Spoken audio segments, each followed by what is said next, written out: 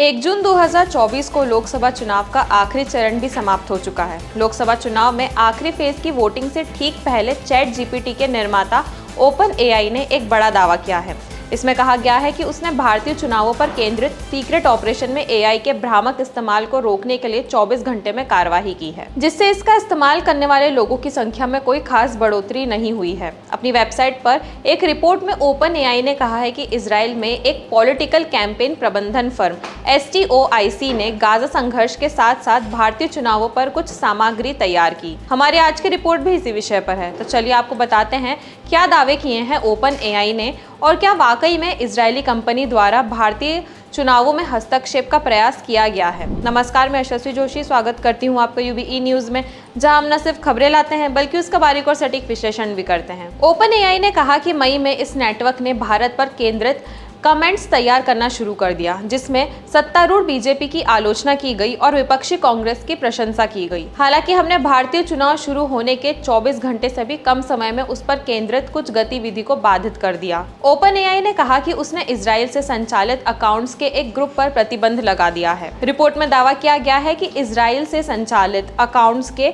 एक ग्रुप का उपयोग सीक्रेट कैंपेन के लिए कंटेंट बनाने और इसे एडिट करने के लिए किया गया है। इसका इस्तेमाल social media site X, Facebook, Instagram समेत दूसरी वेबसाइट और यूट्यूब में फैले एक प्रभाव का संचालन करने के लिए सामग्री बनाने और एडिट करने के लिए किया जा रहा था। ओपन एआई ने दावा किया कि मई की शुरुआत में इसने अंग्रेजी में कंटेंट के साथ भारत में अपनी ऑडियंस को टारगेट करना शुरू कर दिया था। ओपन एआई की रिपोर्ट में उन कैंपेन का हवाला दिया गया जिनके जरिए एआई का इस्तेमाल कर जनता की राय में हेरफेर करने या राजनीतिक परिणामों को प्रभावित करने के लिए किया गया। साथ ही कहा गया कि हमने पाया कि इस तरह की खतरनाक एक्टिविटी के लिए हमारे मॉडल का इस्तेमाल किया जा रहा है। इस अभियान ने कनाडा, अमेरिका और इजराइल के दर्शकों को अंग्रेजी और हिब्रू में कंटेंट के साथ टारगेट किया। मई की शुरुआत में इसने अंग्रेजी भाषा की कंटेंट के साथ भारत के दर्शकों को टारगेट करना शुरू कर दिया। इसने विस्तृत जानकारी नहीं दी। रिपोर्ट पर टिप्पणी करते हुए इलेक्ट्रॉनिक्स और IT राज्य मंत्री राजीव चंद्रशेखर ने कहा कि यह बिल्कुल स्पष्ट है कि बीजेपी फॉर इंडिया कुछ भारतीय राजनीतिक दलों की ओर से या उनके प्रभाव संचालन, गलत सूचना और विदेशी हस्तक्षेप का लक्ष्य था और है।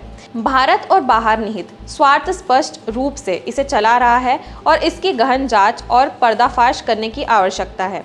ये प्लेटफॉर्म इसे बहुत पहले ही जारी कर सकते थे और चुनाव समाप्त होने में इतनी देर नहीं कर सकते थे। ओपन एआई ने कहा है कि वो सुरक्षित और व्यापक रूप से लाभकारी एआई विकसित करने के लिए प्रतिबद्ध है। संदिग्ध गुप्त प्रभाव संचालन की हमारी जांच सुरक्षित एआई तैनाती के हमारे लक्ष्य को पूरा करने की व्यापक रणनीति का हिस्सा है। इसने यह भी कहा कि उन नीतियों को लागू करने के लिए प्रतिबद्ध है जो दुरुपयोग को रोकती है और एआई जनित सामग्री के आसपास पारदर्शिता में सुधार करती है। ये विशेष रूप से सीक्रेट आईओ को पता लगाने और उन्हें बाधित करने के संबंध में सच है, जो अपने पीछे के एक्टर्स की वास्तविक पहचान या इरादों को उजागर किए बिना जनता की राय में हेरफेर करने या रणनीतिक परिणामों को प्रभावित करने का प्रयास करते हैं। तो यह थी हमारी आज की एक खास रिपोर्ट और आपको यह कैसी लगी, अपने विचार हमसे जरूर साझा करें।